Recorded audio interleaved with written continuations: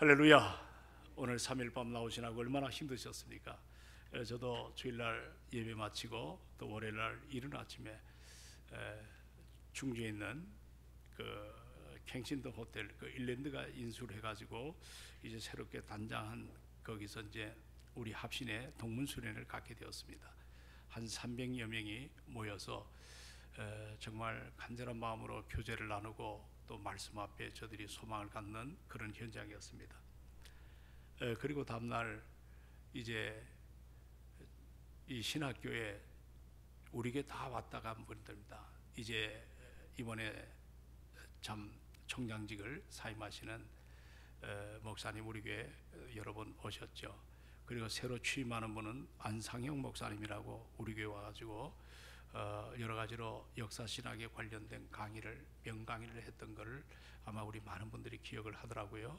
그 이 취임식의 순서를 맡아서 이제 이 인천까지 갔다가 수원까지 갔다가 다시 내려가서 그리고 이제 하나님 말씀을 증거하고 윤건사님이 새벽에 소천하셨다는 소식을 듣고 다시 거기서 모든 걸 정리하지 못한 채 이렇게 또 신월동에 있는 한 장례병원에 조금 전에 다녀왔습니다. 육신적으로 매우 피곤한데 그러나 또 한편으로 우리 성도들의 삶이 어떨까? 목사는 목사라고 해서 그렇다고 치고 우리 성도들도 이 자리에 오기까지 참 쉽지가 않죠. 삶의 부딪힘이 있고 늘 여러 가지로 산 넘어 산이라는 주일의 말씀처럼 우리가 여러 가지로 긴장된 인생을 살아가는데 참 이분들이 이렇게 수요일날 힘든 걸음을 하셨는데 제가 참 기도하면서 바라기는 오늘 이 저녁에도 우리 주님을 인격적으로 만나는 은혜의 밤이 되기를 소망합니다. 그래서 지친 영혼에 또 나의 여러 가지 마음의 상한 것들이 말씀으로 채워지고 우리 모두가 은혜 앞에 섰으면 하는 마음이 간절합니다. 이제 우리가 이 표적 시리즈의 오늘 두 번째 시간을 만나게 되는데 우리가 요한복음을 전체를 이렇게 좀 살펴보면 자 우리 예수님이 이 땅에 오실 때 말씀이 육신이 되어 우리 가운데 거하시는데 그분이 생명의 빛으로 참된 빛으로 이제 그 하나님의 아들이 이 땅에 오셨어요. 그리고 어두운 세상에 참 육신으로 이 땅에 오셨는데 사람들이 그분이 메시아라는 사실을 알지를 못합니다. 참 이게 안타까운 일 아니겠습니까? 그 당시에 왜 그러면 그들이 구약 때 그렇게 기대했던 메시아 그리스도가 이렇게 자기들 앞에 왔는데도 불구하고 이 생명의 빛으로 오셨음에도 불구하고 왜 그들이 그 예수를 그대로 받아들이지 않았는가? 여러분 어두운 가운데 있는 세상은 늘 죄성을 죄악에 덮여있기 때문에 항상 불신과 두려움, 정죄 등으로 이 구원의 참된 빛을 가로막습니다. 창조자이신 그 구원자를 알아보지 못하도록 그래서 그 사실을 영접을 하지 못하도록 그렇게 만듭니다. 참 우리가 참 하나님께서 이 땅에 인간의 모습으로 오셨다는 것 우리는 그것을 사실 이성적으로는 도저히 이해를 할 수가 없습니다. 그것은 많이 배웠다고 빨리 깨닫는 것도 아니고 내가 여러 가지로 연약한 자리 있다 할지라도 무지한 자리 있다 할지라도 그것을 모르는 것이 아니라 우리가 이 땅에 보좌의 영광을 내려놓으시고 인간의 모습으로 이 땅에 오신 그 예수 그리스도 그분이 내 죄사함의 은총과 그리고 우리 인생의 보혜사 성령을 통해서 구원의 자녀로 살아가는 모든 여정 가운데 가장 소망이라는 이 사실은 여러분 이것은 은혜가 아니면 깨달을 수가 없는 것입니다. 내가 예수 믿는 것은 기적 중에 기적임을 믿으시기 바랍니다. 아니 제가 한번 생각해도 요한복음을 이제 붙잡고 이걸 같이 이렇게 참 연구하고 이 말씀을 붙잡을 때 내가 도대체 누군데 하나님 나 같은 정말 보잘것없는 여러 가지로 부지런히 같은 인간을 하나님이 이렇게 사랑하셔서 자녀를 삼으신 것도 감사한데 그렇죠? 근데 이렇게 나를 목사로 삼아주시고 여러분을 구원의 백성으로 삼아주시고 이 은혜를 우리가 알고 신앙생활할 때 모르고 하는 것보다도 알면서 믿음으로 나갈 때 정말 격한 마음이 생길 때가 참 많습니다.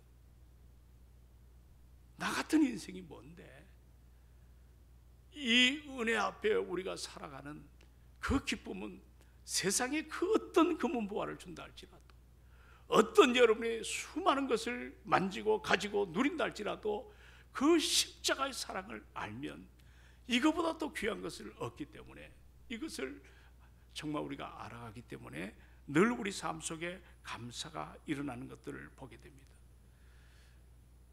참 예수를 믿는다는 게 기적이에요. 오늘 이 요한복음에 보니까 그렇게 자기들을 살리려고 이 땅에 오신 예수 그리스도지만 영접하지 않습니다. 환영하지 않습니다. 어둠에 그 감춰진 그 여러 가지 사단의 세력 앞에 눌려가지고 참빛으로 오신 예수를 나의 구주로 영접하지 못하는, 그래서 이제 우리 예수님께서 이렇게 7가지 표적 다 봤죠? 7가지 표적과 또 에고 에이미, 나는 누구이다 라고 하는 요한복음만의 아주 독특한 그런 말씀을 우리에게 보여주면서 예수님이, 따라합시다, 예수님이 우리의 구원자이심을 보여주시는 것입니다. 할렐루야. 그래서 우리가 지난주에 가나 혼인잔치를 받고 오늘은 두 번째 왕의 신하의 아들이 고치는 이 표적, 이 두 번째 표적을 이제 우리가 오늘 요한복음 4장에서 만나보게 됩니다. 우리가 다시 한번 정리하면 요한복음 2장에 나오는, 자, 물이 변하여 뭐가 되었다? 포도주가 변화된 이 표적. 우리가 이 첫 번째 표적, 그리고 오늘 대하는 이 두 번째 표적은 장소가 잘 보면 어디예요? 가나. 따라합시다. 가나. 그 가나 혼인잔치, 지금 왕의 신하의 아들이 고쳐진 이와 같은 표적이 일어난 바로 이 장소가 같다는 것이죠. 우리 예수님께서 갈릴리 가나에서 첫 번째 표적을 행하시고, 그리고 이제 유월절을 행하시러 저 예루살렘에 올라가셨습니다. 그리고 보시는 대로 요한복음을 이제 계속 여러분 봐야 됩니다. 성전을 청결하셨죠. 그리고 또 누구를 만났냐면 한밤중에 니고데모라는 사람이 찾아왔죠. 그리고 여러 가지 다음에 사역을 펼쳐나가는 이런 과정 가운데 이제 메시아로서 첫 번째 그 예루살렘을 신방한 이후에 이제 다시 갈릴리로 행하셨습니다. 그런데 요한복음 4장에 보니까 그 갈릴리로 이제 참 들어오시는 그 과정 가운데 우리 예수님이 어디를 지났다? 사마리아. 4장 1절에 수가 여인을 우리가 배웠죠. 자, 그 이제 행로를 보는 거예요. 사마리아를 지나면서 수가성 운물가에 한 여인을 만나게 됩니다. 그 수가 여인이 참 요즘 말로 말하면 참 마음의 상처, 이거를 은혜로 잘 갖고 가야 되는데 그 상처를 세상에 내덩댕이 쳐가지고 정말 삶이 여인으로서는 도저히 감당할 수 없는 그런 추한 인생을 살았던 여인 아니겠어요? 근데 예수님을 만난 그 여인이 바뀌어졌습니다. 그리고 그로 인해 마을 사람이 예수를 믿게 됩니다. 그리고 이제 갈릴리로 오셨습니다. 근데 그 오는 과정 가운데 먼저 어디로 찾으셨냐면 예수님의 그 동네가 어디죠? 베들레헴에서 나셨지만 그가 성장한 데가 어디예요? 나사렛. 따라합시다. 나사렛. 나사렛 자기 고향으로 갔어요. 고향으로. 여러분 추석이나 명절 때 고향에 갈 때 마음이 설레요, 안 설레요? 설레잖아요. 참 내 고향. 아마 예수님도 그런 심정이 아니셨는가. 그런데 안타깝게도 고향 나사렛은 예수님을 영접하지 않았습니다. 영접하지 않았습니다. 그래서 결국은 나사렛을 떠나가지고 다시 오늘 이제 우리 본문에 등장하는 가나로 오셨습니다. 이 가나 사람들은 자, 그들이 뭐를 체험했어요? 표적을 통해서 물이 변하여 포도주가는 그 경험을 뭐 모든 사람이 다 알겠죠. 그런 현장입니다. 그러니까 이 사람들이 더 뜨거운 열렬한 환영을 했던 것을 이제 성경은 우리에게 보여줍니다. 여기서 오늘 본문의 이 주인공 왕의 신하가 예수님을 찾아왔고 여기서 또 한 번의 이 표적 사건이 나타난 것을 보게 됩니다. 제가 지금 줄거리를 쭉 말씀드렸습니다. 자, 그런데 이 가나에서 행해진 우리 예수님의 두 번째 표적을 이제 오늘 좀 우리가 시간 가는 데까지 좀 살펴보려고 합니다. 우리 예수님이 가나로 오셨을 때 왕의 신하가 뭐예요? 예수님을 찾아온 거예요. 그리고 그가 문제를 갖고 온 거예요. 그냥 온 것이 아니라, 자, 이제 자기 아들이 오늘 여기 본문에 보면 47절에 같이 한번 읽어봅니다. 자, 시작. 그가 예수께서 유대로부터 갈릴리로 오셨다는 것을 듣고 가서 청하되 내려오소서 내 아들의 병을 고쳐소서 하니 그가 어떻게 되었다? 거의 죽게 되었다. 근데 여기서 잘 들으십시오. 내 아들이라고 하는 내 아들이라는 뜻은 이건 전치사를 해석하면 외아들이라는 표현입니다. 무슨 아들? 여러분 애들이 여럿 있어 다 소중하지만 그 외아들이니 아들이 거의 어떻게 되었다? 죽게 되었다. 이게 굉장히 심각한 문제입니다. 왕의 신하 정도라면 어떻습니까? 그 당시 분봉왕 누굽니까? 헤롯 안디바 아니겠습니까? 권세가 있고 또 돈도 굉장히 많았을 것 같습니다. 근데 외아들인 그 사랑하는 자식이 병들어 죽어가고 있었습니다. 권세, 돈. 아들을 살리려고 최선을 다했을까요? 안 했을까요? 다 했겠죠. 당시 의술로 고쳐보려고 했을 것입니다. 그러나 고쳐지지 못할 때 이제는 민간 요법에서부터 주술까지 우리가 생각할 때 살리려고 하니까 백방으로 노력해보지 않았겠습니까? 그러니까 아이를 살리고 싶은 이런 간절함으로 애가 탔을 것입니다. 근데 이분에게 소식이 하나가 들려옵니다. 자, 예수님에 대한 소식 따라합시다. 예수님에 대한 소식. 예수님께서 가나에 와 계시다는 것입니다. 이 사람은 이미 예수님께서 가나에서 물이 변하여 포도주로 만드신 표적 얘기를 그 당시 다 알지 않았겠습니까? 그리고 또 그 기간 동안에 많은 병자를 고쳐주셨다는 이야기도 알고 있었을 것입니다. 바로 그 순간에 그의 마음에 뭔가 간절한 기대, 간절함이 일어나지 않았겠습니까? 내 하나밖에 없는 이 아들을 주님 앞에 맡겨야 되겠다. 그런데 오늘 이것이 아들을 고쳐달라고 청하러 오는 길은 결코 쉬운 길이 아닙니다. 자기는 지금 어디에 있냐면 가버나움이라는 곳에서 살고 있었습니다. 지금 예수님은 어디에 계세요? 가나. 그러면 가버나움에서 가나까지는 키로수로 34km가 됩니다. 그러니 지금도 교통이 좋지만 오늘도 신월동에서 여기까지 몇 킬로가 안 되는데 시간이 얼마나 많이 걸리는지. 도로가 완전히 주차장이에요. 근데 그 당시에 34km가 작은 키로수가 아닙니다. 이 사람이 가버나움에서부터 예수가 계시는 가나까지 아들을 살리겠다는 마음으로, 누구를 살리겠다는 마음으로, 오늘 이 자리에 어떤 마음으로 오셨습니까? 은혜를 받으려는 마음으로. 아멘. 딱 한 사람 하시는데 두 사람 하는데 무슨 마음으로? 은혜를 받으려고 하는 그 마음으로 나는 여러분이 믿어 의심치 않습니다. 여기까지 오신 줄로 믿습니다. 그러니 이 아들 고치겠다는 일념 하나 가지고 간절한 마음으로 그 가버나움에서 가나까지는 34km입니다. 거기까지 달려온 거예요. 근데 참 여러분, 우리가 이런 기대를 안고 또 기대감이 잘 해결될 때 마음이 기뻐요, 안 기뻐요? 근데 오늘 본문을 잘 보십시오. 예수님께 간청을 드렸는데 48절에 보시면 뭐라고 나왔습니까? 자, 48절 시작. 예수께서 이르시되 너희는 표적과 기사를 보지 못하면 도무지 믿지 아니하니라. 이게 엉뚱한 얘기를 주님이 하시는 거예요. 표적과 기사를 보지 못하면 도무지 믿지 아니하리라 하는 이런 메시지를 할 때 적어도 자기는 고위공직자입니다.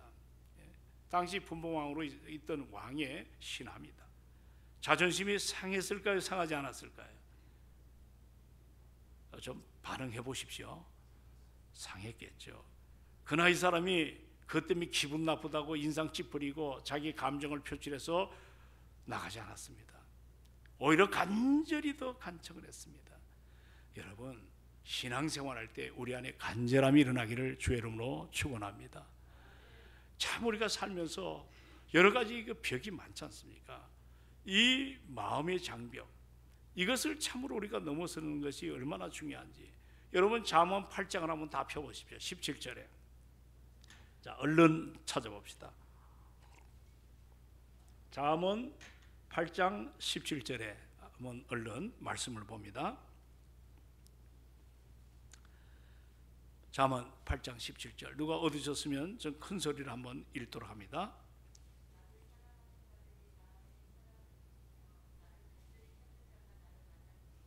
아멘. 자, 여기 보니까 간절히 찾는 자가, 주님을 간절히 찾는 자가 누구를 만날 것이다? 예, 나 주님을 만날 것이다. 여러분, 오늘도 여러분이 잠시 예배 시간에 간절함이 우리 안에 뜨겁게 일어나기를 주님의 이름으로 축원합니다. 본문의 왕의 신하가 이 말씀처럼 했습니다. 뭔가 그 안에 있는 여러 가지 익기, 여러 가지 그런 참 은혜 받는 일에 그 여러 가지 누수현상, 이거를 주님이 아시고 핀잔할 때 포기하지 않고 간절한 마음으로 우리 주님을 만났어요. 그리고 주의 놀라운 은혜를 받게 된 것입니다. 우리가 신앙생활할 때 로마서 12장 11절에 보면, 자, 너희가 따라합시다. 너희가 열심을 품고, 근데 그 앞에 단어가 뭡니까? 너희는 게으르지 말고 열심을 품고 주를 섬기라 했죠. 우리가 신앙생활할 때 게으르면 안 돼요. 게으르지 말고 무엇을 갖고? 열심을 갖고. 열심이란 말이 영어 성경에 aglow with the spirit, 성령과 함께 불타오라는 거예요. 성령과 함께 열심을 품고 주를 섬기라. 우리 신앙생활이 좀 교회가 열정이 일어나야 될 줄로 믿습니다. 예?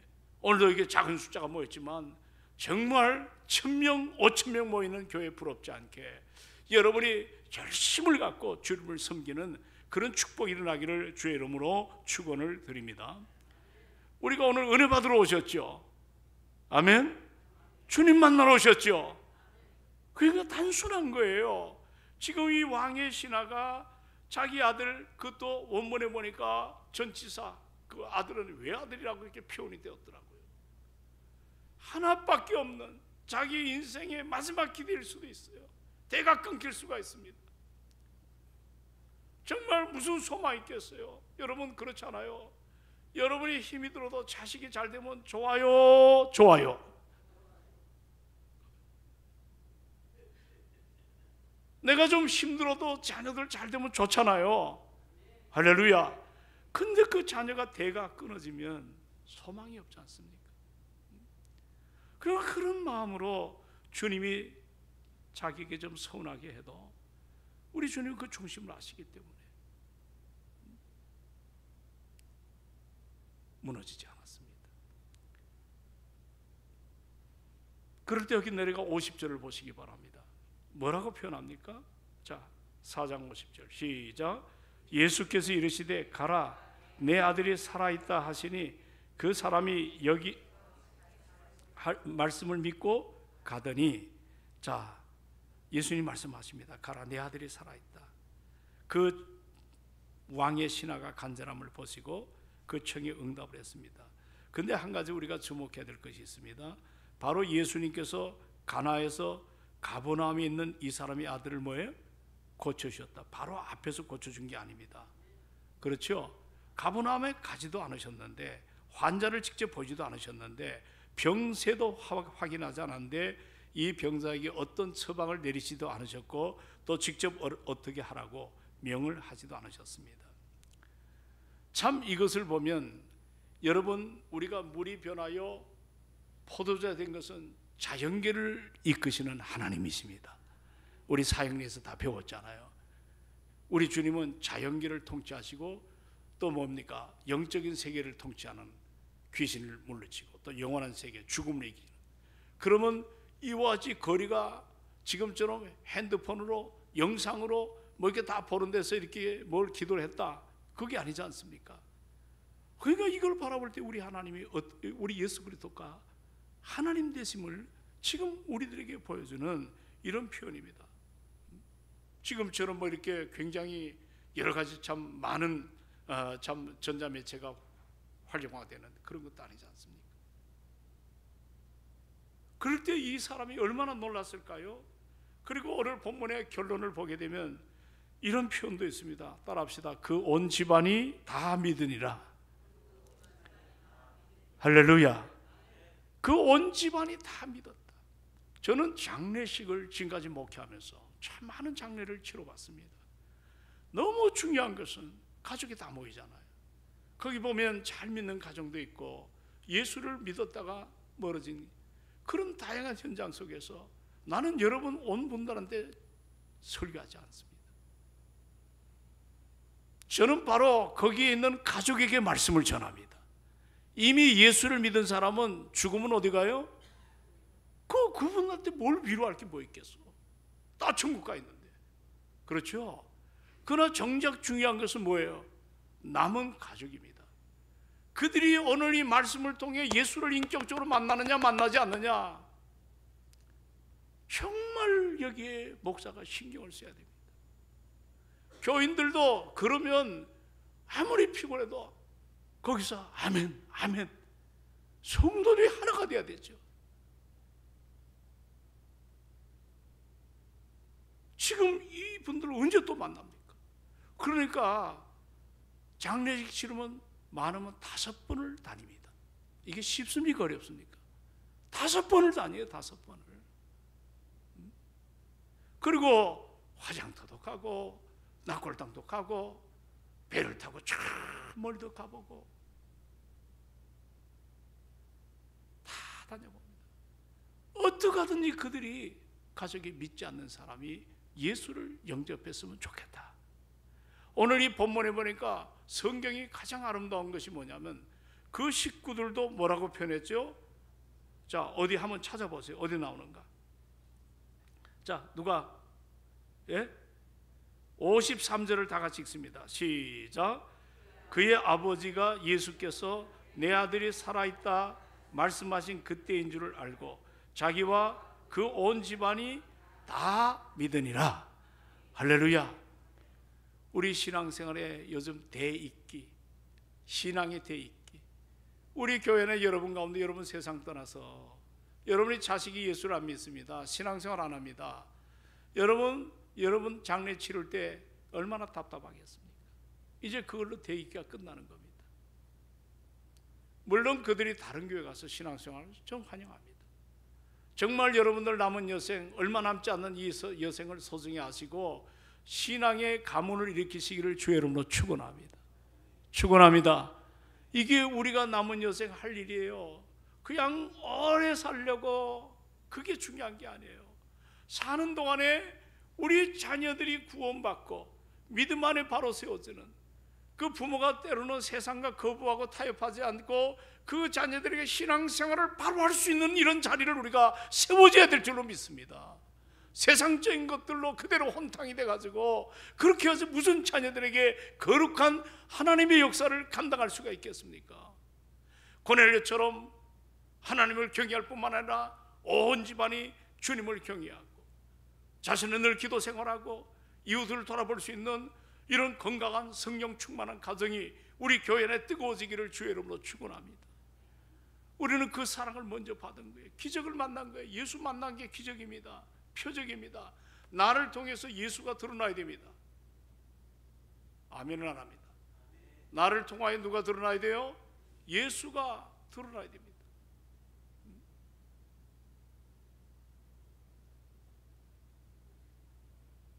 우리가 그 은혜 앞에 이제 동성교회가 새 시대를 향하여 주님을 기뻐하며 우리 힘이라는 메시지를 갖고 이제 우리가 살아가는 겁니다.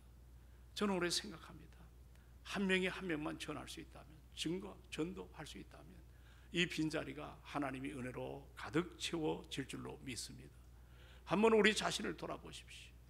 이 건성으로 믿는 자녀들이 있으면 한번 정해놓고 부부가 교회 못 나오면 가정에서도 1시간 엎드려가지고 기도하시고 우리 자녀들의 이름을 불러가며 정말 무릎을 부벼가며 이들이 신앙생활을 잘할 수 있도록. 할렐루야. 이게 우리에게 주어진 사명 아니겠습니까? 제가 좀 이런 얘기하니까 부담 느끼시는 분이 있는데 부담 느낄 필요가 없어요. 당연한 일을 내가 지금 어려우니까 그러나 그 일을 포기하지 말고 하나님의 좀 은혜를 더하여 주시라고. 여러분, 간절히 찾는 자에게 주님이 만나 주십니다. 그 간절은 성경에 보니까 그냥 간절이 아닙니다. Aglow with the Spirit, 성령과 함께 부지런히 주님을 의지하고 나가는 이 열정, 예배가 좋습니다. 기도회가 좋습니다. 하나님 말씀을 늘 묵상하는 것이 너무 좋습니다. 은혜 앞에 살아가는 그 기쁨이 우리 안에 일어납니다.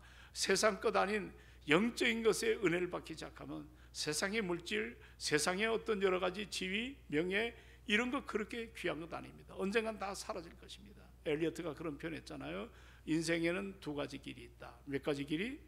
두 가지 길. 제가 여러분에게 수백 번 얘기했습니다.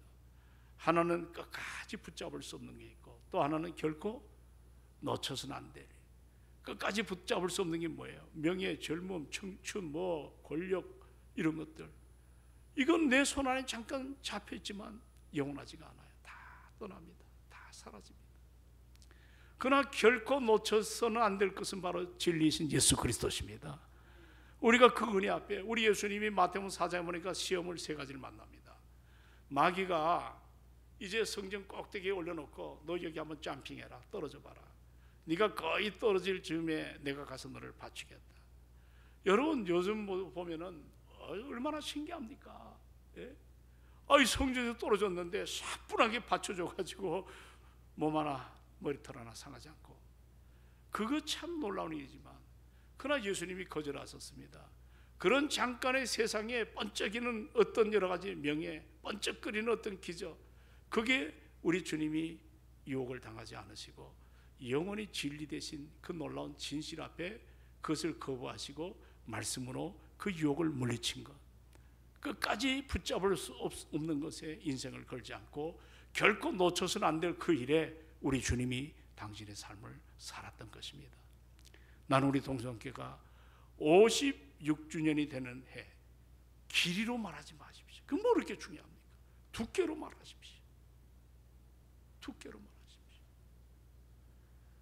지난번에 어느 분이, 우리 그 이름은 잘 모르지만 무명으로 금뭉치를 1200만 원인가 교회에다 헌금을 하셨어요.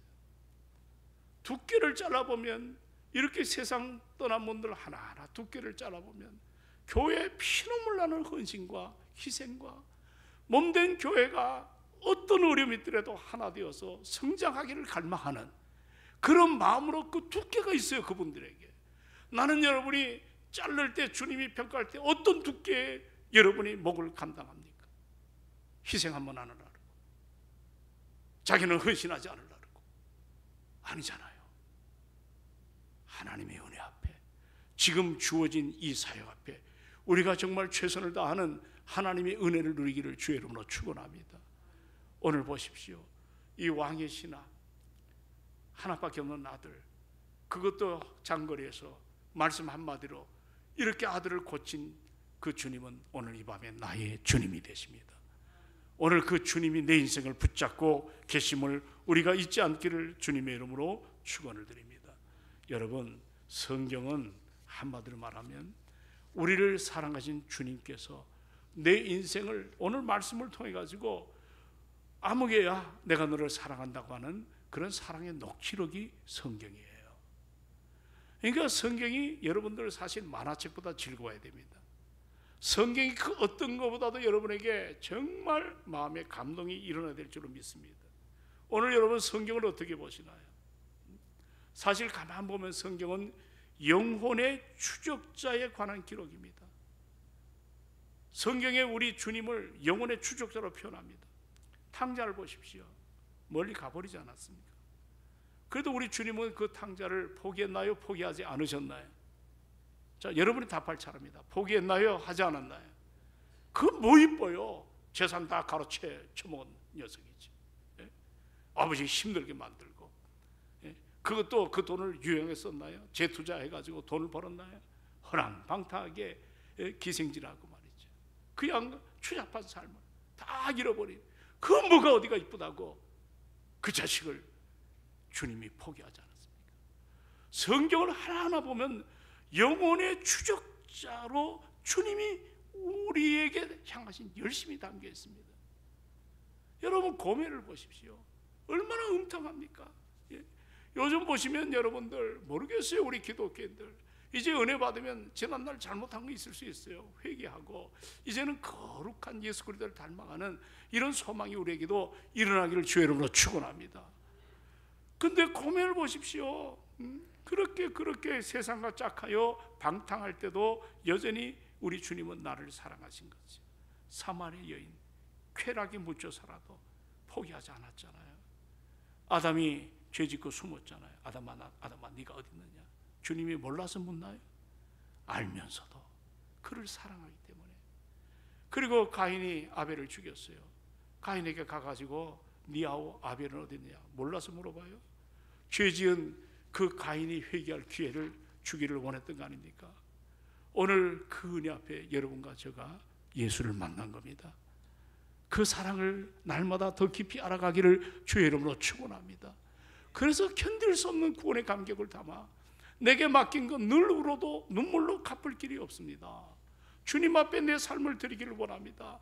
내 생에 내게 맡겨진 삶이 정말 이전에 우리 선배들보다 더 열심을 가진 믿음의 삶이 우리 안에 일어나게 하여 주시옵소서.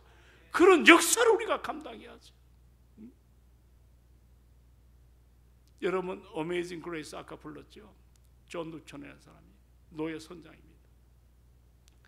저 아프리카의 노예들을 팔아가지고 사다가 아주 그냥 샀죠. 그러다가 요즘 그 IT 있지 않습니까?